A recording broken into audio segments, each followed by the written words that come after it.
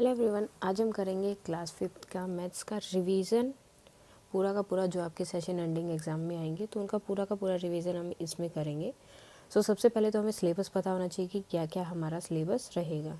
आपके चैप्टर जो है 7 चैप्टर इसमें रहेंगे। First is mapping your way, second boxes and sketches, third 10th and 100, fourth is area and its boundary, fifth smart charts, sixth veg to multiply and divide, seventh is how big how have. ये 7 chapter जो है 7 chapters आपके रहेंगे session ending exam के लिए। अब इनमें जो है क्या क्या किस किस टाइप के क्वेश्चंस आपके आ सकते हैं उनके बारे। फर्स्ट चैप्टर इसमें है आपका मैपिंग योर वे। इसमें देखते हैं कि आपके किस टाइप के क्वेश्चंस रहेंगे। First is mapping your way. Mapping your way. अब इसमें कैसे क्वेश्चंस रहेंगे, देखो इसमें सेम पता चल रहा है किसकी बात हो रही है, मैप की। इनमें आपको कोई मैप दे दिया जाएगा। फॉर एग्जांपल इस तरह से कोई चीज़ है, यहाँ पर पार्क है, यहाँ से कोई जा रहा है, एक मतलब रास्ता यहाँ हो गया, यहाँ पर आपका घर है, यहाँ आपके फ्रेंड का घर है, और यहाँ पर आपका स्कूल है। इस तरह से जो है क्वेश्चंस आपके दिए होंगे। यहाँ से यहाँ तक का इन्होंने डिस्टेंस दे दिया 3 सेंटीमीटर। ओके, देखो मैप का जो डिस्टेंस होता है, जो एक्चुअल डिस्टेंस होता है वो बहुत अलग होता है, उसमें डिफरेंस बहुत ज़्यादा रहता है। अब देखो छोटे से इतने से मैप में इन्होंने सब चीज़ें कवर कर दी। आपका स्कूल हो गया, ये आपके फ्रेंड का हाउस है, और पार्क से फ्रेंड के हाउस का डिस्टेंस आप ले सकते हो 4 सेंटीमीटर है, और पार्क से जो है स्कूल का डिस्टेंस आप ले सकते हो कि लगभग 3, 5, 6 जो भी आप लेना चाहिए 5 सेंटीमीटर। ओके, ये हो गया आपका मैप। अब आपसे पूछ सकते हैं इसमें, अब नीचे जो है वो बहुत बार ये भी देते हैं कि 1 सेंटीमीटर जो इक्वल टू 100 किलोमीटर, या फिर 200 किलोमीटर 1 सेंटीमीटर। अब देखो मैप होता है छोटा, लेकिन एक्चुअल प्लेस उससे बड़ी होती है ना। एक्चुअल प्लेस के अकॉर्डिंग क्या करते हैं, मैप को सेंटीमीटर में या उसके अकॉर्डिंग डिवाइड कर देते हैं। यानी कि अगर हम यहाँ पर ये 3 सेंटीमीटर इन्होंने दिया है, ओके 3 सेंटीमीटर दिया है, अगर एक्चुअल प्लेस पे जाओगे तो कितना हो जाएगा, 100 सेंटीमीटर किलोमीटर हो जाएगा एक्चुअल प्लेस पर अगर जा रहे हो तो। या फिर कितना हो सकता है, वो डिपेंड करता है कि मैप कैसा है। अगर ज़्यादा छोटा मैप बना रखा है तो उसमें डिस्टेंस कम होती जाएगी और एक्चुअल डिस्टेंस जो है बड़ी रहेगी। जैसे आप गूगल मैप पे देखते होगे वैसे छोटा रहता है, लेकिन जैसे जैसे आप उसको जूम इन करते रहते हो तो क्या बड़ा होता जाता है। सेम है। अब इसमें क्वेश्चन या तो ये हो सकते हैं कि घर से पार्क तक, ओके आपके घर से हाउस से जो पार्क है उसका एक्चुअल डिस्टेंस कितना है। अब देखो एक्चुअल डिस्टेंस की वो बात कर रहे हैं, एक्चुअल डिस्टेंस कितना है। फर्स्ट आपको देखना है कि उसका डिस्टेंस दिया कितना है मैप के अकॉर्डिंग। मैप के अकॉर्डिंग डिस्टेंस दिया 3 सेंटीमीटर। ओके, और एक्चुअल आपको फाइंड आउट करना है जो यहाँ पर दिया है वो। अब 1 सेंटीमीटर में कितना था, 100 किलोमीटर। आपको फाइंड आउट करना है कि 3 सेंटीमीटर कितने किलोमीटर के इक्वल हो जाएगा, मीन्स एक्चुअल कितना हो जाएगा। मीन्स आपको क्या करना पड़ेगा, जितना वो दिया हुआ है और जितना आपको फाइंड आउट करना है उन दोनों की आपको मल्टीप्लाई कर देनी है। कितना हो जाएगा, 300 किलोमीटर हो जाएगा। कितना हो जाएगा ये, 300 किलोमीटर। अब ज़रूरी नहीं कि वो हर बार 100 ही मिले, वो चेंज भी हो सकता है, 10 भी हो सकता है, 20 भी हो सकता है, कितना भी हो सकता है एक्चुअल डिस्टेंस। वो मैप के बाद में या कॉर्नर में जो है लिखा होता है कि actual distance is equal to 1 centimetre और 1 metre is equal to 10 kilometre. इस टाइप से जो है वो हमेशा वहाँ पर रहता है। उसके बाद क्वेश्चंस क्या हो सकते हैं कि आपका जो डिस्टेंस था, आपका पार्क से जो डिस्टेंस है वो 3 किलोमीटर, और आपके फ्रेंड का जो डिस्टेंस है हाउस का डिस्टेंस वो 4 किलोमीटर है। तो आपका और आपके हाउस से आपके फ्रेंड के हाउस तक का डिस्टेंस कितना रहेगा, मीन्स 3 ये है और 4 ये है, तो टोटल कितना हो जाएगा, 7 किलोमीटर। सेम जो स्कूल के लिए पूछ सकते कि आपके घर से स्कूल तक का डिस्टेंस कितना है। मीन्स यहाँ से यहाँ तक का डिस्टेंस कितना हो जाएगा, 3 ये था, देन 5 ये हो गया, कितना हो जाएगा 8। अब डिपेंड करता है कि उन्होंने ये डिस्टेंस दिया है कि पार्क कितना है, 8 किलो, पार्क जो है 2 किलोमीटर और है, मतलब जो अंदर पार्क का एरिया जो है वो। आपको इन सब को ऐड करना पड़ेगा, 3 + 2 + 5 कितना हो गया, 10 किलोमीटर जो है या 10 सेंटीमीटर जो है क्या हो गया आपका स्कूल से घर तक का डिस्टेंस। इस तरह के क्वेश्चंस रहेंगे आपके मैप पे। या फिर हो सकता है कि जैसे ये मैप दे दिया, ओके अब ये मैप आपको दिया हुआ है यहाँ पर, अगर वो इसमें से क्वेश्चन पूछे कि आपको जो ये घर दिखाई दे रहा है या फिर आपका जो हाउस है, ओके आप अपने फ्रेंड से फ्रेंड के घर से अपने घर की तरफ आ रहे हो, ओके, ये आपके फ्रेंड का घर है, यहाँ से आपको जाना है अपने घर की तरफ। तो अगर आप ऐसे जाते हो, इस तरह से आप इस रास्ते पे जा रहे हो, सो इस तरह से जब आप जाओगे तो पार्क जो है आपकी कौन सी साइड में होगा, लेफ़्ट और राइट, ठीक है। सो आपको जस्ट क्या करना है, आपको इमेजिन करना है कि आप इसी डायरेक्शन में हो। अब देखो, अगर अपने घर से यहाँ पे आओगे फ्रेंड के हाउस पे, तो आपका फेस इस तरफ होगा, इस डायरेक्शन में। अब अपने फ्रेंड से घर की तरफ उधर जा रहे हो तो आपका फेस हो गया उस डायरेक्शन में, और उस डायरेक्शन में आपका यहाँ पर जो हैंड होगा वो होगा राइट हैंड, और घर से आओगे तो कौन सा होगा, लेफ्ट हैंड। सो अगर फ्रेंड के घर से आप अपने घर की तरफ जा रहे हो तो पार्क कौन सी डायरेक्शन में है, राइट हैंड डायरेक्शन में, ओके। और घर से फ्रेंड की तरफ जा रहे हो, अपने घर से फ्रेंड के घर की तरफ जा रहे हो तो कौन सी डायरेक्शन में हो जाएगा, लेफ्ट हैंड डायरेक्शन में। सो आपके जो है क्वेश्चन इस टाइप के रहेंगे मैपिंग योर वे में। नाउ नेक्स्ट चैप्टर था आपका यहाँ पर boxes and sketches. Next is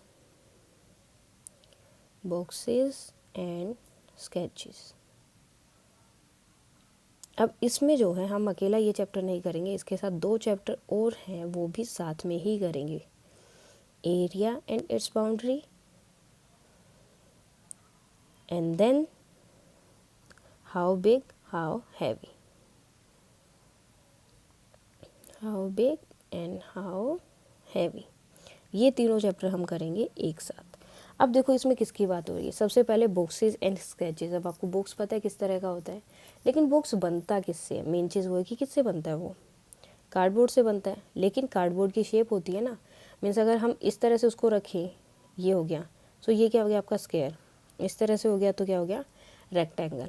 अब हमें कार्डबोर्ड का जो है टोटल बाउंड्री फाइंड आउट करनी है, ओके। अगर हमें उसकी टोटल बाउंड्री फाइंड आउट करनी है तो उसकी टोटल बाउंड्री का मीन्स क्या हो जाएगा, उसका पेरीमीटर आपको फाइंड आउट करना है। सो जब भी पेरीमीटर आपको फाइंड आउट करना हो तो क्या करना होता है, उन सबको आपको ऐड करना होता है, जो जो उसकी डिस्टेंस है या जो भी चीज़ें दी हुई है। अब फॉर एग्जांपल अगर आपका बॉक्स इस शेप का है, अगर इस तरह से कुछ दिया हुआ है कि आपको उसे फोल्ड करके एक बॉक्स बनाना है या कुछ भी चीज़ इसको फोल्ड करके बनानी है, लेकिन वो पूछते कि इसकी टोटल बाउंड्री कितनी है। सो टोटल बाउंड्री के लिए आपको क्या होना चाहिए, ये टोटल डिस्टेंस जो है वो आपको पता होने चाहिए कि ये कितनी है। अब आपको इसकी बाउंड्री फाइंड आउट करनी है, तो जो जो यहाँ पर डिस्टेंस दी हुई है, जो जो यहाँ पर मेजरमेंट दिया हुआ है, उन सबको आपको ऐड करना है और आपको उसकी बाउंड्री मिल जाएगी कि उसकी बाउंड्री कितनी है, और उसे हम क्या बोलते हैं, पेरीमीटर। मीन्स आपको 3 + 3 + 5 + 1 + 2 + 1 + 3 देन 4 5 3 + 1 + 2, इन सबको ऐड करोगे और आपको इसकी बाउंड्री जो है मिल जाएगी, जिसे हम बोलते हैं पेरीमीटर, ओके। देन नेक्स्ट है एरिया, ओके। एरिया में क्या होगा, आपको कोई भी एक फिगर दी जाएगी, मोस्टली आपको स्क्वायर एंड रेक्टेंगल ही दिए जाएंगे। सो स्क्वायर एंड रेक्टेंगल दिए जाएंगे, उसमें आपको लेंथ एंड ब्रेथ दी जाएगी और आपको उसका एरिया फाइंड आउट करना। अब एरिया क्या होता है कि उस चीज़ ने कितना स्पेस वहाँ पर टोटली कवर किया है, कि जहाँ पर उसे रखा है उसके नीचे कितना स्पेस है, उसने कितनी जगह जो है कवर कर ली है। सो उसे बोलते हैं एरिया। अब एरिया का सिंपल सा फॉर्मूला आपको क्या करना है, एरिया फाइंड आउट करने के लिए लेंथ इंटू ब्रेथ, जो लेंथ एंड ब्रेथ होगी, जैसे यहाँ पर 3 है, ये 2 है, तो आपको जस्ट क्या करना है, लेंथ एंड ब्रेथ की मल्टीप्लाई करना है, 3 × 2, और ये कितना हो जाएगा, 6 स्क्वायर सेंटीमीटर, ओके। जब भी एरिया फाइंड आउट करोगे तो आपको स्क्वायर लिखना ज़रूरी है, बिकॉज वो उनको स्क्वायर में डिवाइड कर कर ही आप उनका एरिया फाइंड आउट करते हो। सो 6 स्क्वायर सेंटीमीटर उसका एरिया हो जाएगा। सो अब बात हो रही थी बॉक्सेस की। बॉक्सेस बनते किससे, ये देखो, जैसे इस तरह से मैंने एक चीज़ ली, ये आपका क्या हो गया, स्क्वायर। अब मैंने एक और दूसरा स्क्वायर ले लिया और इनको जो है इस तरह से मिला दिया, तो ये क्या बन गया, बॉक्स बन गया एक तरह से, ठीक है। सो इस तरह से बॉक्सेस बनते हैं। या फिर अगर हो सकता है कि उसकी लेंथ ज़्यादा हो, ब्रेथ कम हो, तो भी इस तरह से बॉक्स बन जाएगा, तो ये बॉक्स बन गया हमारा, ठीक है। अब इनमें डिफरेंस क्या है, बॉक्स में और जो हमारे स्क्वायर या रेक्टेंगल थे उसमें। देखो यहाँ पर आपकी सिर्फ 2 चीज़ें होती है, लेंथ एंड ब्रेथ, जिसे हम क्या बोलते हैं, 2D फिगर्स। अब 2D का मीन्स 2 डायमेंशनल। डायमेंशन क्या होती है, जो आपकी मेजरमेंट वहाँ पर दी होती हैं। सो 2 डायमेंशन फिगर्स होती हैं ये। लेंथ एंड ब्रेथ, यानी कि इसमें सिर्फ दो चीज़ें आपको दी होंगी, दो मेजरमेंट दी होगी, उसकी लेंथ एंड ब्रेथ। सो ये होते हैं आपके square and rectangle 2D figures, ठीक है। देन जब हमें उसकी एक चीज़ और मिल जाती है, हाइट। अब बॉक्स में क्या होता है, वो थोड़ा सा बड़ा होता है ना, ऊंचा होता है, ताकि हम उसमें कुछ चीज़ें रख सकें, उसके अंदर कुछ चीज़ें रख सकें, तो उसको क्या बोलते हैं हम, हाइट। अब हाइट कहाँ होगी, देखो ये हो गई आपकी लेंथ, ये वाली हो गई आपकी ब्रेथ, अब ये क्या हो गया आपका हाइट। सो ये तीन चीज़ें जब मिल जाती है तो क्या बन जाता है आपका बॉक्स। अब बॉक्सेस एंड स्केचेस में क्वेश्चन किस टाइप के हैं, अब वो पूछ सकते हैं कि इसके अंदर टोटल कितने फेसेस हैं। अब यहाँ तो एक ही फेस है, हमें एक ही चीज़ दिखाई देती है, अब इसमें वो पूछेंगे कितने फेस है। तो लेट्स चेक इट, एक नीचे वाला एक ऊपर वाला, दो, देन इस तरफ 3 and 4, देन ये साइड एंड ये साइड, कितने हो गए 6 फेसेस इसमें हो गए हैं। सो इसके लिए आप सबसे बेस्ट एग्जांपल ले सकते हो आपका डाइस।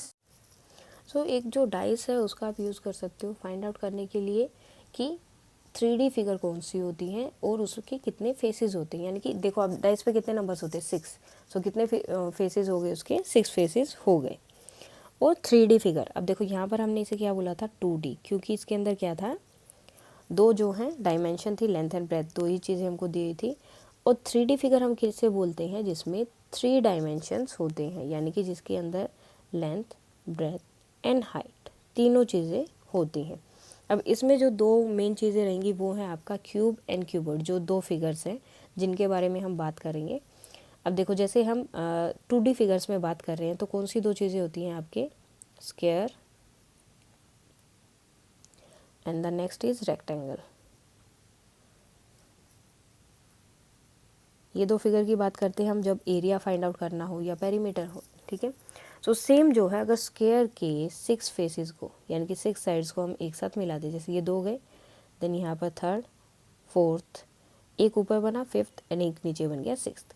तो 6 अगर आप स्क्वायर्स को मिला रहे हो तो एक क्यूब बनता है। अब इससे इसको क्यों बनाया, बिकॉज इसमें भी आपकी सारी साइड्स इक्वल होती हैं, all sides are equal, and same जो है इसमें भी आपकी सारी साइड्स क्या होती हैं, इक्वल। अब क्यूबॉइड का भी सेम रहता है, जैसे रेक्टेंगल में लेंथ एंड ब्रेथ सेम रहती है, वैसे ही क्यूबॉइड में क्या होगा, लेंथ ब्रेथ एंड हाइट, वो जो चीज़ें हैं वो आपकी सेम रहेंगी। क्यूब एंड क्यूबॉइड के बारे में हम इसमें बात करेंगे। अब इनको 3D फिगर्स को एक दूसरा नाम भी दिया गया है जिसे क्या बोलते हैं, 3। सो जैसे ही यहाँ पर 3 डायमेंशनल चीज़ों की बात होती है या 3D जो जिसे हमें बोला है 3D जो है फिगर्स की बात होती है, सो उसे जो इन्होंने एक नाम और दिया है, डेट इज़ डीप ड्राइंग। तो डीप ड्राइंग का मीन्स क्या होता है, डीप ड्राइंग का मीन्स है कि आप उस चीज़ को देख के डायरेक्ट वो बता सकते हो कि वहाँ पर क्या चल रहा है। अब देखो, अब पहले इसी को हम थोड़ा सा सोल्व कर लेते हैं, डीप ड्राइंग का थोड़ा बाद में देखेंगे। अब देखो, जब भी हमें इनका एरिया फाइंड आउट करना है तो हम क्या करते हैं, लेंथ इनटू ब्रेथ, बिकॉज इसमें दो ही डायमेंशन थे तो लेंथ इनटू ब्रेथ किया। और जब हमें इनका डायमेंशन फाइंड आउट करना होगा, अब यहाँ पर कितनी चीज़ें हैं, लेंथ ब्रेथ एंड हाइट। अब यहाँ पर इनके एरिया को हम क्या बोलते हैं, वॉल्यूम।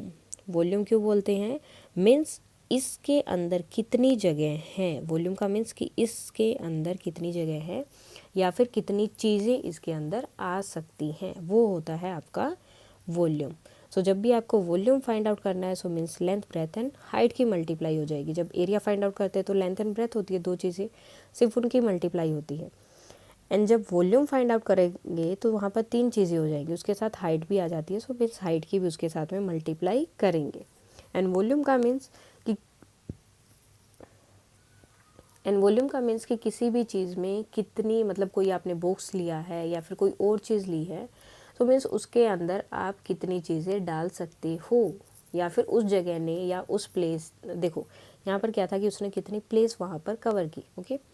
यहाँ पर कि इसके अंदर हमने कोई चीज़ डाली है तो उसने कितना स्पेस कवर किया, वो क्या हो जाएगा उसका वॉल्यूम। सो ये आएगा आपका एरिया एंड बाउंड्री वाले में, जब आपको पेरीमीटर एंड उसका एरिया फाइंड आउट करना है। सो पेरीमीटर क्या होगा, जितनी भी साइड्स दी हैं उनको आपको ऐड करना है, वो हो जाएगा आपका पेरीमीटर। और जब आपको वॉल्यूम फाइंड आउट करना है तो आपको क्या करना है, उसमें लेंथ ब्रेथ एंड हाइट जो तीनों चीज़ें दी हैं उन तीनों की आपको जस्ट मल्टीप्लाई करनी है and you will get your answer. अब बात हुई थी 3D ड्राइंग्स की। ओके, अब जैसे 3D ड्राइंग किसे बोलते हैं इसका एक एग्जांपल ले लेते हैं। अब मैंने यहाँ पर ये चीज़ लिखी है, ठीक है।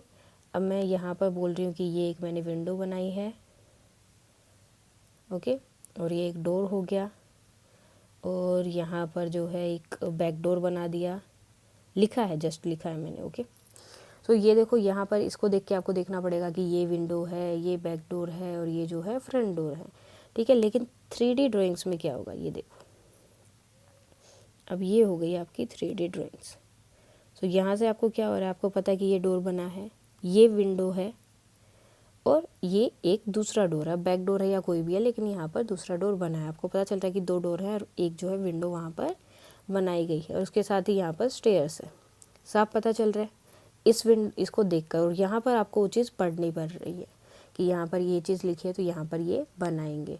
सो इन्हें हम बोलते हैं डीप ड्राइंग्स, डीप ड्राइंग्स या फिर 3D ड्राइंग्स आप बोल सकते हो, बिकॉज इनमें क्या होता है, वो हाइट भी साथ में शो करते हैं कि कितनी हाइट है उनकी। सो अब इसमें क्वेश्चंस क्या हो सकते हैं कि जैसे ये हो गया, क्यूब हो गया, इसके फेसेस कितने हैं, एक छोटा क्यूब है और एक हम बड़ा क्यूब लेते हैं, तो छोटे क्यूब में बड़े क्यूब में कितने छोटे क्यूब हम रख सकते हैं। इस टाइप के क्वेश्चंस आपके रहेंगे, ठीक है। फर्स्ट आपका था boxes and sketches. So boxes and sketches में जो मेन है वो आपकी डीप ड्राइंग के बारे में बात किया गया। मीन्स आपको बताया गया है कि 3D फिगर्स भी होती है, जिनमें तीसरी चीज़ क्या होती है, जैसे 2D फिगर तो आपके स्क्वायर, रेक्टेंगल, सर्कल, वो सब चीज़ें हो गई, ठीक है। 3D फिगर में क्या होगा, उनकी हाइट भी उनके साथ होती है, तो वो होते हैं आपके 3D फिगर्स। तो उसमें उनके बारे में भी बताया गया थोड़ी जो है, जैसे ये हो गया, आइसक्रीम खाते हो, सो आइसक्रीम किस में डलवाते हो, कोन में, तो वो भी क्या हो गया, एक 3D फिगर है। सो कोन 3D फिगर हो गया, क्यूब 3D फिगर हो गया। जैसे आप बॉल लेते हो, ठीक है, बॉल भी क्या होगा, 3D फिगर है, बिकॉज अगर आप उसको एक तरह से अगर काटते हो तो उसके अंदर आप कोई चीज़ें फिल कर सकते हो, ठीक है। अब देखो, जो चीज़ों को आप टच कर सकते हो एक तरह से, ऐसी कोई चीज़ नहीं होगी जैसे 2D फिगर है, उनको हम टच नहीं कर सकते। अब आप बोलोगे पेपर को हम टच कर सकते हैं, लेकिन पेपर की बहुत छोटी सी जो है हाइट होती है, तो 2D फिगर में नहीं आएगा, वो 3D फिगर में आएगा। 2D फिगर में आएंगे जिनकी बिल्कुल भी हाइट नहीं है, हाइट में 0, तो वो होते हैं आपके 2D फिगर। 3D फिगर में ये क्वेश्चन आपके रहेंगे जो आपका था बॉक्सेस एंड स्केचेस, तो उसमें पूछेंगे कि इसमें कितने फेसेस है, यानी कि कितनी साइड्स है उसकी आपको दिखाई दे रही है, तो वो हो जाएंगे, उसके कितने कॉर्नर्स हैं, कितने एजेस हैं, वो सारे क्वेश्चंस आपके रहेंगे बॉक्सेस एंड स्केचेस में। एरिया एंड बाउंड्री में हमने ऑलरेडी बात की, एरिया एंड बाउंड्री में क्या होंगे, आपके क्वेश्चंस पूछेंगे कि उस चीज़ का एरिया कितना है एंड बाउंड्री कितनी है। जो स्क्वायर होगा उसमें वो एक ही साइड देंगे, बिकॉज बाकी की सारी साइड्स उसकी इक्वल होंगी। और आपको क्या करना है, जस्ट लेंथ एंड ब्रेथ की मल्टीप्लाई करनी है तो आपको एरिया मिल जाएगा। और पेरीमीटर फाइंड आउट करना है, तो कोई भी फिगर दी है उसकी जो जो लेंथ, ब्रेथ या जो चीज़ें दी गई हैं, जस्ट आपको क्या करना है, उसकी जो मेजरमेंट है उन सबको ऐड करना और आपको पेरीमीटर मिल जाएगा। Then how big how heavy में क्या है, आपको वॉल्यूम फाइंड आउट करना है। वॉल्यूम किसका फाइंड आउट कर सकते हैं आप, 3D फिगर्स का। मीन्स आपको 3 चीज़ें यहाँ पर दी जाएगी, 3D मीन्स 3 डायमेंशनल 3 चीज़ें आपको दी जाएंगी, लेंथ, ब्रेथ एंड हाइट। आपको इनकी मल्टीप्लाई करनी है तो आपको वॉल्यूम मिल जाएगा, एंड जब एरिया फाइंड आउट करना है तो लेंथ एंड ब्रेथ की मल्टीप्लाई करनी है। हमारे ये चैप्टर्स हो गए हैं। उसके बाद नेक्स्ट चैप्टर जो है वो है आपका 10th एंड 100। अब इसमें किसकी बात होती है, इसमें बात है आपके डेसिमल की। अब इसमें डेसिमल के बारे में बात हो रही है और साथ में प्लेस वैल्यू में, ठीक है। ये 2 चीज़ें इसमें रहेंगी कि place value and decimal. Place value क्या होती है, जैसे आपको पता ही होगा, जब 1s, 10s, 100, 1000, 10,000, ये क्या होते हैं आपके प्लेस वैल्यू, जैसे ये मैंने नंबर लिखा, ओके। ये हो गई आपकी प्लेस वैल्यू। 5 कौन सी प्लेस पर है, 10th प्लेस पर है। 1 कौन सी प्लेस पर है, 1000 प्लेस पर है, लेकिन एक और है 10,000 प्लेस पर है। इस तरह से आपके क्वेश्चंस रहेंगे। ये तो हो गई इनकी प्लेस। अब प्लेस वैल्यू की बात करें, प्लेस वैल्यू क्या हो जाएगी, जैसे 1 जो है 1000 प्लेस पर है, तो इसकी प्लेस वैल्यू क्या होगी, 1000 प्लेस पर है तो इसके आगे हम 3 0 लगा देंगे, वो क्या जाएगी इसकी प्लेस वैल्यू, बिकॉज वो कौन सी प्लेस पर थी, 1000। 100 प्लेस पर है तो 2 0 लगेंगे। 10,000 प्लेस पर है तो जितने नंबर उसके पीछे हैं उतने 0, ओके। हो जाएंगी उनकी प्लेस वैल्यू। अब उसके बाद में एक और चीज़ आती है जिसे हम बोलते हैं डेसिमल। डेसिमल, ये जो डॉट है इसे हम क्या बोलते हैं, डेसिमल। अब इसके बाद भी जो है कुछ नंबर्स होते हैं। इनकी प्लेस वैल्यू क्या होगी या इनकी प्लेसेस क्या होंगे। सो इन्हें हम क्या बोलते हैं, देखो यहाँ हम शुरू होते हैं 1 से और इस तरफ जाते हैं आगे आगे। अब इस डायरेक्शन में जब आएंगे तो हम 1 से शुरू नहीं होंगे, we will start direct with 10th 100 इस तरह से। ओके, सो अब क्वेश्चंस क्या आते हैं, या तो आपका हो सकता है कि इनको प्लस या माइनस करना, जैसे ये 2 डिजिट है, प्लस करना है आपको 3 to 1 को, ठीक है, इन दोनों को आपको प्लस करना है। सो इसका मतलब ये नहीं कि आप इस तरह से उसे प्लस करोगे, नो, दिस इज़ रॉन्ग। आपको क्या करना है, जो आपका डॉट वहाँ पर दिया हुआ है, जो डेसिमल वहाँ दिया है वो एज इट इज़ रहना चाहिए। जैसे फर्स्ट का डेसिमल यहाँ है तो मैं क्या करूँगी, पहले डेसिमल वहाँ पे लगा दूँगी, एंड देन डेसिमल के जो बाद में पॉइंट है या बाद में जो डिजिट है उसे बाद में लिख दूँगी, और जो आगे डिजिट है उन्हें मैं आगे लिख दूँगी। अब बोलोगे कि इसके नीचे कोई नंबर नहीं है, सो इसके नीचे कोई नंबर नहीं है तो वी कैन जस्ट पुट है 0। अगर डेसिमल के बाद आप 0 लगा रहे हो तो वो कोई वैल्यू नहीं रखता। अगर ये डिजिट है उसके बाद में, यानी कि लास्ट में 0 लगा रहे हो तो कोई वैल्यू नहीं रखता। अगर पहले लगा रहे हो, जैसे अगर ये वहाँ 0 और 1 लिखोगे तो वो गड़बड़ हो जाएगा, फिर 1 0 आप लिख सकते हो बिकॉज वो लास्ट है। उसके बाद आपको जस्ट नॉर्मल जैसे ऐड करते हो वैसे ही करना है, 6 5 एंड 3। सो ये हो गया आपका। अब देखो यहाँ पॉइंट था, वो पॉइंट मैंने एज इट इज़ यहाँ लगा दिया है एज इट इज़, उसमें मैंने कोई भी चेंज नहीं किया है। सेम आप माइनस करते हो तो माइनस भी ऐसे ही हो जाएगा। उसके बाद अगर मल्टीप्लाई है, जैसे इसी को हमें मल्टीप्लाई करना है 2 से, सो जैसे आप मल्टीप्लाई करते हो नॉर्मल करो, 2 2 4, 2 5 10, 1 कैरी हो गया, 2 3 6 एंड 7। अब पॉइंट के बाद देखो कितने डिजिट है, 1 एंड 2। सो 1 एंड 2 पीछे से काउंट करो आंसर में और वहाँ पर पॉइंट लगा दो। सो इस तरह के क्वेश्चंस रहेंगे। या फिर आपके क्वेश्चंस हो सकते हैं, सेम नंबर मैं लेके चल रही हूँ, इसको चेंज करो फ्रैक्शन में। अब इसको फ्रैक्शन में कैसे चेंज करोगे, इसको आपको फ्रैक्शन में चेंज करना है, मीन्स ये एज इट इज़ लिखो नंबर, देन ये जो पॉइंट है इसको कट करो और इसके प्लेस पर लिख दो 1। ओके, एंड देन कितने डिजिट है उसके बाद 1 एंड 2 डिजिट है तो 2 0 वहाँ पर लगा दिए। सो इस तरह से आप कर सकते हो। जैसे अगर यहाँ पर ये हो तो पॉइंट को कट करना है, 1 आ जाएगा, और कितने डिजिट है, 1 डिजिट था तो 1 0 यहाँ पर आ जाएगी। अब एक और आता है शिफ्टिंग। शिफ्ट करना है आपको डेसिमल को, जैसे यहाँ पर है 8 6, मल्टीप्लाई कर दिया 10 से। अब शिफ्टिंग का मीन्स क्या है वो देखो, शिफ्टिंग का मीन्स है कि आपको इसकी 10 से मल्टीप्लाई करनी है। तो ये शिफ्ट कैसे हो गया, अगर मल्टीप्लाई कर रहे हैं तो देखो क्या होगा, पहले हमें इसका पॉइंट हटाना है, पॉइंट हटाएंगे तो यहाँ पर आएगा 1, 2 डिजिट है वो आ गई। अब आपको न्यूमिनेटर की मल्टीप्लाई न्यूमिनेटर से करनी है, डिनोमिनेटर की डिनोमिनेटर से। 3 8 6 0, ठीक है, 10 से मल्टीप्लाई किया, इन दोनों की तो 100। अब अगर हमें वापस यहाँ पर डेसिमल लगाना है तो हम डेसिमल वापस कैसे लगाते हैं, जस्ट 2 डिजिट है, 2 0 हैं तो ऊपर से 2 डिजिट हम काउंट करेंगे, 1 एंड 2, और 1 को वापस हम चेंज कर देंगे डेसिमल में। ये हो गया हमारा चेंज, बिकॉज पहले कहाँ पर था, 8 के बाद था, 8 यहाँ पर था पहले, लेकिन अब वो कहाँ पर आ गया, 6 पर। सो मीन्स जिस भी नंबर से आपको दिया होगा वहीं से आपको क्या करना है, वो डेसिमल चेंज करना है, मल्टीप्लाई करके ईजिली वो हो जाएगा। अब पहले तो था कि इसको फ्रैक्शन में चेंज करो, सो फ्रैक्शन में हमने चेंज कर दिया उसे, डेसिमल हटाया 1 0 0। अब क्वेश्चन आ जाता है, थोड़ा बड़ा ले लेते हैं अब की बार, सॉरी, ओके, यहाँ पर कर दिया 100 और 1000 भी कर सकते हैं। एक डेसिमल को, इसको डेसिमल के फॉर्म में चेंज करो। सो डेसिमल के फॉर्म में कैसे चेंज होगा, सेम एज इट इज़ लिखो जैसे हमने पहले लिखा था। अब देखो 2 डिजिट थे, 2 0 लगाई, यहाँ कितने डिजिट है, 3। सो 3 डिजिट काउंट करने हैं, 1 2 एंड 3।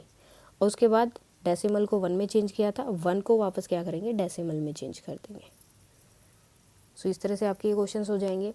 उसके बाद में बात हो रही थी शिफ्टिंग वाली, जैसे कि कोई बड़ा नंबर हम अभी लेते हैं 3862, यहाँ पर डेसिमल है, चेंज करना है आपको 100 से। ओके, सो सबसे पहले क्या करना है, हमें इसे चेंज करना है फ्रैक्शन में, देन मल्टीप्लाई करनी है। अब नीचे कोई नंबर नहीं है तो हम 1 लिखेंगे और उसकी मल्टीप्लाई कर देंगे, और नीचे भी मल्टीप्लाई कर देंगे। अब आपको चेंज करना है डेसिमल में, 386200, नीचे कितने ज़ीरो, 2 0। सो हम क्या करेंगे, पीछे से 2 डिजिट काउंट करेंगे, 1 एंड 2, और 1 को किस में चेंज कर देंगे, डेसिमल में। तो हमारा क्या आंसर आ जाएगा, 3862 और 0.00। अब पॉइंट के बाद सिर्फ ज़ीरो हैं तो उन्हें आप लगाओ या ना लगाओ कोई मैटर नहीं करता, आप उन्हें ऐसे भी लिख सकते हो तो भी आपका आंसर करेक्ट है, अगर ज़ीरो लगाते हो तो भी आपका आंसर करेक्ट है। अब क्वेश्चन बाई चांस ये आ जाए कि 2 है, ओके, और इसको चेंज करना है आपको डेसिमल में और 100 दिया है नीचे, तो अब आप बोलोगे हमें 2 डिजिट चाहिए लेकिन यहाँ तो एक ही है, तो हम क्या करेंगे, पहले ये डिजिट लिखो एज इट इज़। अब हमें कितनी चाहिए, 2, बिकॉज 2 डिजिट थी, एक हमने लिख दी, एक और चाहिए, तो हम क्या करेंगे, इसके आगे एक ज़ीरो लगा देंगे एंड देन वही 1 को चेंज कर दोगे डेसिमल में, और ये हो गया आपका क्वेश्चन। सो 10th एंड 100 में आपके इस टाइप के क्वेश्चंस रहेंगे, या फिर आपके हो सकते हैं कि 1 सेंटीमीटर में कितने मिलीमीटर होते हैं, 10 मिलीमीटर। तो इसका मतलब क्या हो गया, जैसे आपका ये स्केल होता है, सो 0 एंड 1, इसको जो है छोटे छोटे जब वो आप पार्ट्स देखोगे सो वो 10 पार्ट्स होते हैं। सो अगर आपको सिर्फ ये वाला पार्ट लेना है इसमें से, अब इसको देखो फ्रैक्शन में कैसे चेंज कर रहे हैं, टोटल कितने पार्ट्स हैं, 10, उसको हम लिखेंगे नीचे पार्ट्स एंड होल्स में, ये ऑलरेडी हमने किया था, और 2 पार्ट्स मैंने लिए हैं, टोटल पार्ट्स से 10 नीचे लिखा, 2 पार्ट्स लिए तो इसको लिखा 2। अब इसको डेसिमल में चेंज करो तो डेसिमल में कैसे होगा, 2 लिखा, 1 डिजिट था, उसके बाद 1 है, इसको डेसिमल में चेंज कर दिया। सो इस तरह से आप ये क्वेश्चंस कर सकते हो, यानी कि जो टोटल पार्ट होंगे आपके, कि टोटल उसमें कितने पार्ट्स है वो नीचे रहेगा, और उसमें से कितने पार्ट्स को आपने कलर किया है या कितना पार्ट्स आपने लिया है, ओके, वो रहेगा ऊपर, और देन आप उसको ईजिली जो है डेसिमल में चेंज कर सकते हो। नेक्स्ट आपके रहेंगे smart chart. Next chapter is smart charts. So smart chart में किसके बारे में बात कर रहे हैं, चार्ट्स के बारे में। अब अलग अलग टाइप के चार्ट्स हैं यहाँ पर जिसमें बात की गई है। सो फर्स्ट जो चार्ट यहाँ पर रहेगा वो नॉर्मल वाला जो हम यूज़ करते हैं वो है टैली मार्क्स, जो आपके इसमें रहेगा टैली मार्क्स। अब टैली मार्क्स किसके इक्वल है, जैसे आपको 15 दिया है, सो आपको इनको चेंज करना है टैली मार्क्स में। अब टैली मार्क्स में काउंटिंग आप किस तरह से करोगे, अगर तो टैली मार्क्स में क्या होंगे, हर एक नंबर के लिए उन्होंने मार्क्स दिया 5 नंबर तक, उसके बाद आपको जो एज इट इज़ जाना है, तो वो क्या क्या मार्क्स है, जैसे 1 है, 1 दिया है तो आपको ये मार्क वहाँ पर लगाना है, 2 दिया है तो ये वाला मार्क आप लगाओगे, इसका मीन्स है 2, देन 3 दिया है तो ये वाला मार्क आप लगाओगे, एंड 4 दिया है तो वो बॉक्स कंप्लीट हो जाता है, 5 है तो बॉक्स कंप्लीट के साथ एक स्लैंटिंग लाइन उसके अंदर रहती है, सो इसका मीन्स होता है 5। अगर 6 दिया है, सो 6 को हम कैसे लिखेंगे, ये एज इट इज़ लिखेंगे, एंड देन 1 जो हमने बनाया था वो, सो इसका मीन्स हो जाएगा 6। सेम अगर 7 करना है तो ये हो गया, देन 7 के लिए क्या था, 2 के लिए जो था वो। सो इस तरह से आपको टैली मार्क्स के अकॉर्डिंग जो है जो चीज़ें वो दी होंगी या फिर नंबर्स दिया होगा आपको उनको काउंट करना है। आपको बोल दिया कि 15 जो है वहाँ पर जो भी चीज़ें 15% है, तो आपको 15 को टैली मार्क्स पे डिनोट करना है, तो इस तरह से आप बनाओगे। या फिर अगर आपको दे दिया इस तरह से कि इतनी जो है कैट्स हैं यहाँ पर, टैली मार्क्स अब आपको दे दिए हैं इन्होंने, अब आपको बताना है टोटल कितनी है। सो 5, ये भी 5, ये भी 5, और ये किसके लिए काउंट होता है, 3 के लिए। सो 5 + 5 + 5 एंड देन +3, सो ये कितना हो जाएगा 18। सो इस तरह से आपके रहेंगे टैली मार्क्स। उसके बाद आता है चपाती चार्ट, जिन्हें बोला जाता है पाई चार्ट। अब चपाती कैसी होती है, चपाती गोल होती है, सो इसी तरह से जो है वो पाई चार्ट भी रहता है। पाई चार्ट भी क्या होता है, गोल होता है जस्ट, ठीक है, सर्कल होता है पूरा का पूरा, और उसमें जो है चीज़ों को डिवाइड कर दिया, जैसे ये मैंने 4 पार्ट में डिवाइड कर दिया, 4 इक्वल पार्ट्स में मैंने इसको डिवाइड कर दिया है, ठीक है। वैसे तो जो चीज़ें वो देंगे उसके अकॉर्डिंग वो डिवाइड कर देंगे, जैसे यहाँ पर 25, 25, 25, 25। और पाई चार्ट का मेन क्या होता है कि उसका जो टोटल होगा वो 100 होगा, टोटल हमेशा क्या रहेगा, 100 रहेगा। तो पाई चार्ट में ये चीज़ आपको ध्यान रखनी है। तो उसका टोटल जो है उन्होंने 100 दे दिया है। सो उसके बाद में आपको कुछ चीज़ें होंगी जो फाइंड आउट करनी होगी। अब जैसे ये हो गया, अब इसको थोड़ा सा चेंज कर देते हैं पाई चार्ट को, इस तरह से मैंने डिवाइड कर दिया है, ओके, ठीक है। सो अब इसमें वो फाइंड आउट करेंगे, यहाँ पर दे देंगे आपको कि क्लीनिंग का हाउस का कितना है, या फिर आपको ऑलरेडी दे दिया कि ये सब चीज़ें जो है इतने इतने % कर रहे हैं, 47, 16, 12, 30, ओके। सो ये इन्होंने दे दिया। उसके बाद में पाई चार्ट भी उन्होंने दे दिया इस तरह से बनाकर, ओके। और अब आपको जो है इन्हें डिवाइड करना है कि कौन सा जो है किस में हो सकता है, आपको बतानी है वो चीज़ें। सो 4 थिंग्स है तो हमको जो है वो 4 टाइप्स पे डिवाइड करना पड़ेगा। तो अब आपको बताना है कि कौन सी वाली चीज़ ज़्यादा रहेगी। अब देखो 47 है वो सबसे ज़्यादा रहेगा, सो उसका सबसे ज़्यादा वाला पार्ट हम करेंगे। तो ये हो जाएगा आपका 47, मीन्स आधे से ज़्यादा ही है वो। उसके बाद 12 जो है सबसे कम रहेगा, 16 उससे थोड़ा ज़्यादा और 30 जो है इन दोनों से ज़्यादा लेकिन 47 से कम। सो इस तरह से वो दे सकते हैं आपको पाई चार्ट बनाने के लिए। देन उसके बाद में इसमें बात होती है बार ग्राफ की। अब बार ग्राफ क्या होता है, देखो आपने कई बार न्यूज़ में देखा होगा कि इस तरह से कोई चीज़ें जा रही होती है। सो वो क्या होता है बार ग्राफ। सो उसमें क्या होता है किसी भी चीज़ का आपको दिखाया जाता है कि वो कितना ग्रो कर रहा है या फिर कितना नीचे आ रहा है। जैसे इन्होंने एक प्लांट वाला लिया था कि प्लांट जो है यहाँ पर डेज लिखे, यहाँ पर उसकी हाइट लिखी कि इतनी इतनी है, 4, 8, 10, 12, और यहाँ पर डेज हो गए 1, 2, 3, 4, 5, 6, 7, 8, 9। ओके, सो सेकंड डे में वो 4 सेंटीमीटर तक गया तो यहाँ हो गया। थर्ड डे में वो 7 तक आया, ठीक है, 8 पे नहीं गया तो मीन्स उसके बीच में कहीं है। फिफ्थ डे में वो 10 पर पहुँच गया तो यहाँ तक हो जाएगा। नाइन्थ डे में वो 12 तक पहुँचा तो यहाँ तक हो गया। अब इसका देखो ग्राफ कैसे बनता है। ग्राफ इसका क्या होगा, इस तरह से जाएगा, फिर ये होगा इसका ग्राफ, जिसे हम क्या बोलते हैं बार ग्राफ। सो इस तरह से आपके क्वेश्चंस रहेंगे, आपको फाइंड करना होगा। अब देखो इसमें अगर मुझे फाइंड करना हो कि थर्ड डे में वो जो है कितना गया, सो यहाँ से मैं देख के बता सकती हूँ। देखो यहाँ पर पॉइंट है, सो मुझे जस्ट क्या करना है, इसके सीधा देखना है कि कितना है। सो 7 लिखा है तो थर्ड डे में वो कितना ऊपर गया है, 7 सेंटीमीटर। सो इस तरह से आपके क्वेश्चंस इसमें आ सकते हैं स्मार्ट चार्ट में। तो 3 चार्ट हैं आपके, टेलीमार्क्स वाला जिसमें आपको मार्क्स बनाने होंगे या मार्क्स दिए होंगे तो आपको काउंट करना है। देन पाई चार्ट जो है वो दिया होगा, एंड देन एक है बार ग्राफ। उसके बाद एक और है वैसे इसमें जो कि आपका क्या है, that is family tree. So family tree आपने ईवीएस में ऑलरेडी बनाया, तो फैमिली ट्री से आप इजीली फाइंड आउट कर सकते हो कि उस फैमिली में कितने लोग हैं या फिर कितने टोटल कितने हैं, ग्रैंडफादर कितने, ग्रैंड मदर्स कितनी है, ग्रेट ग्रैंड मदर्स और वो सब। सो अगर फैमिली ट्री बनाएंगे तो उसमें आप फाइंड आउट ईजिली कर सकते हो। जैसे ये बच्चा हो गया, उसके मदर एंड फादर, देन उनके मदर एंड फादर, देन उनके मदर एंड फादर। सो इस तरह से बढ़ते जाएंगे तो आप इजीली अगर फैमिली ट्री बनाओगे तो काउंट कर सकते हैं। सो ये रहेंगे आपके क्वेश्चंस स्मार्ट चार्ट में। Now the last chapter is ways to multiply and divide.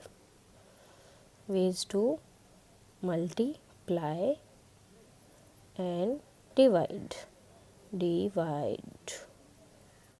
So इस चैप्टर में क्या है, इसमें 2 टाइप दिए गए हैं आपके मल्टीप्लाई करने के लिए भी और डिवाइड करने के लिए भी। एक जो आप नॉर्मली करते होगे वो, और एक उससे अलग दिया है। सो फर्स्ट जो हम करते हैं मल्टीप्लाई का। सो मल्टीप्लाई में एक वे है उनका मल्टीप्लाई करने के लिए बॉक्स मेथड। अब इसमें क्या होता है, यहाँ होगा आपका मल्टीप्लाई का साइन। जैसे 32 को आपको मल्टीप्लाई करना है 61 से। सो इसमें आप क्या करोगे, first of all ones and tens पे आप देखो कौन कौन सा नंबर है। अब वंस पे है 2, टेंस पे है 3। सेम यहाँ पर भी आप लिखोगे वंस पे एंड टेंस पे। अब जो टेंस प्लेस पर नंबर है उसके साथ आप एक 0 और लगाओगे, बिकॉज क्योंकि वहाँ पर आपका टेंस प्लेस, अब 10th में कितने 0 होते हैं, 10 में कितने 0 होते हैं 1। सो इसलिए 10th प्लेस पर जो रहेगा वो एक 0 और लगा रहे हैं। और इसका मेन रीज़न क्या है कि आप जब इन दोनों को ऐड करोगे तो आपका आंसर जो है वो नंबर के इक्वल ही आना चाहिए। 32 अगर मैं यहाँ पे 3 से मल्टीप्लाई कर दूँ, ओनली 3 लिखूँ, तो अगर आप इन दोनों को ऐड करोगे तो 5 आएगा, 3 + 2 करोगे तो। लेकिन जब आप नंबर्स को इस तरह अलग अलग लिखते हो तो जो उनकी प्लेस वैल्यू है वो आपको वहाँ पर लिखनी होती है, जो हमने ऑलरेडी किया। जो प्लेस वैल्यू है वो आपको वहाँ पर लिखनी होती है। देन आपको जस्ट क्या करना है, इनकी मल्टीप्लाई करनी है, पहले इन दोनों की 1800, देन इस नेक्स्ट नंबर से 120, देन इसकी भी मल्टीप्लाई करनी होगी इन दोनों से 30 एंड 2। उसके बाद में जो जो आपके आंसर आए हैं 120, 30 एंड 2, इनको आपको, उसके बाद में जो जो आपके आंसर आए हैं उन सबको आपको करना है ऐड 2, 5, 9 एंड 1। सो इसका टोटल आंसर कितना हो जाएगा 1952। सो ये तो हो गया आपका बॉक्स मेथड से मल्टीप्लिकेशन। देन अगर इसी नंबर का हमें अलग से मल्टीप्लाई करना है, लाइक 32 और 61 की हमें मल्टीप्लाई करनी है, तो जैसे हम नॉर्मल मल्टीप्लिकेशन करते हैं वो करेंगे। 6 2 ज़ा 2, सॉरी 1 2 ज़ा 2, 1 3 ज़ा 3। देन 6 से मल्टीप्लाई करना कौन सी प्लेस पर है, टेंथ प्लेस पर है। सो 10 0 हो गया, 6 2 ज़ा 12, 1 कैरी होगा, 6 3 ज़ा 18 एंड 1 19। उसके बाद जस्ट क्या करना है, इन दोनों को कर देना है ऐड, 5 9 एंड 1। तो ये हो गए दो वे आपके मल्टीप्लिकेशन। सो अब हम बात करेंगे डिवीज़न की। अब डिवीज़न भी क्या है, 953 को आपको डिवाइड करना है 4 से। अब जो डिवीज़न का वे है उसमें क्या दिया इन्होंने, यहाँ पर अगर 3 डिजिट है तो आपको इसके नीचे भी 3 डिजिट ही लिखनी है, उसी से आपको ये करना है। सो हम क्या करेंगे, जैसे हमने यहाँ पर लिख दिया पहले 4 का टेबल, 4 से डिवाइड करना है, सो 4 का टेबल मैं लिख रही हूँ। सो ये हो गया हमारा 4 का टेबल। अब यहाँ पर देखो लास्ट में हमारी 1 डिजिट है, ओके, लास्ट में 2 डिजिट है लास्ट वाले में, लेकिन हमें चाहिए 3। सो उसके लिए हमें क्या करना पड़ेगा, अगर मैं यहाँ पर 1 0 लगा दूँ तो 3 0 हो जाए, तो 3 डिजिट हो गए, तो हम क्या करेंगे सब में 1 1 0 और लगा देंगे, तो ये हो गए हमारे 3 डिजिट हो गए हमारे। लेकिन अब ये देखो ये तो 900 है और हमारा तो लास्ट 400 है, यानी कि इससे बहुत छोटा है। सो अगर इसके आगे मैं 1 0 लगा दूँ तो मीन्स आपको कोई एक नंबर देखना होगा जिसके आगे अगर आप 0 लगाओ, 0 का मीन्स है 1 0 लगा रहे हो तो मीन्स 100 से मल्टीप्लाई कर 10 से मल्टीप्लाई कर रहे हो, 2 0 लगा रहे हो तो 100 से मल्टीप्लाई कर रहे हो, 3 0 लगा रहे हो तो 1000 से मल्टीप्लाई कर रहे हो। सो मैंने यहाँ पर क्या किया, 1 1 0 और लगा दी। अब यहाँ पर 1 1 0 लगाने से ये देखो 800 हो गया, जो कि इससे कम ही छोटा है। सो 4 के टेबल में कौन से नंबर है पर 2 पर, ओके, लेकिन 2 0 और 7 थी तो इसलिए वो कितने पे हो जाएगा, 200 प्लेस पर हो जाएगा। देन हमें यहाँ पर लिखना है 800 माइनस किया 153। अब देखो 153 से छोटा कोई नंबर यहाँ पर नहीं है, सो मीन्स हम क्या करेंगे, पहले 1 1 0 यहाँ से हटा देंगे। अब देखेंगे कि इससे छोटा कोई नंबर है, इससे छोटा नंबर है 120। सो ओके 120, यानी कि 12 कौन से नंबर पे आता है, 3 पर, सो हमने 3 यहाँ लिखा। देन 0 कितने बाद में 1, सो मीन्स 10 से मल्टीप्लाई किया तो यहाँ भी उसकी मल्टीप्लाई होगी, यानी कि 4 10 आर 40, 4 20 आर 80। इस तरह से उनकी भी जो उनके नंबर्स होते हैं, जैसे हम 4 1 आर 4, 4 2 आर 8 करते हैं, उनकी भी मल्टीप्लाई होगी उस नंबर से। 30 से होगा 120, देन आपको फिर से माइनस करना है 3 एंड 3। अब 33 है, सो 2 डिजिट हो गए। अब 33 से छोटा कोई नंबर नहीं है, तो जो 1 0 और एक्स्ट्रा थी वो भी हमने हटा दी। अब 33 से छोटा नंबर कौन सा है, 32, जो कौन सी प्लेस पर है, 8th प्लेस पर है 32, एंड देन आपको जस्ट माइनस करना है 1। अब ये आपका आंसर नहीं आया, अब आपको क्या करना है, जो आपका क्वेश्चन आया है, यानी कि जो ये आपका ये आया है, इसको आपको कर देना है ऐड। सो ये होगा आपका आंसर। एक वे तो है ये, और दूसरा क्या है जो हम नॉर्मली करते हैं, 953 को अगर आपको डिवाइड करना है, 953 डिवाइड करना है 4 से, तो 4 का टेबल 20 24 28 32 36 एंड 40। देन पहले यहाँ पर एक डिजिट है तो हम अंदर भी एक ही डिजिट लेंगे और वो उससे छोटी होनी चाहिए, जो डिवाइज़र है उससे बड़ी होनी चाहिए, इससे बड़ी है। अब देखो कि इस टेबल में इससे छोटा नंबर क्या है, 8। सो 4 2 ज़ा 8 माइनस, देन माइनस किया answer 1, then next is 15, then उससे छोटा नंबर क्या है 12, 16 बड़ा हो जाएगा तो छोटा नंबर होगा 12, 4 3 ज़ा 12, देन माइनस 3, नेक्स्ट नंबर फिर नीचे लिया 3 एंड 4 8 ज़ा 32, देन माइनस किया 1।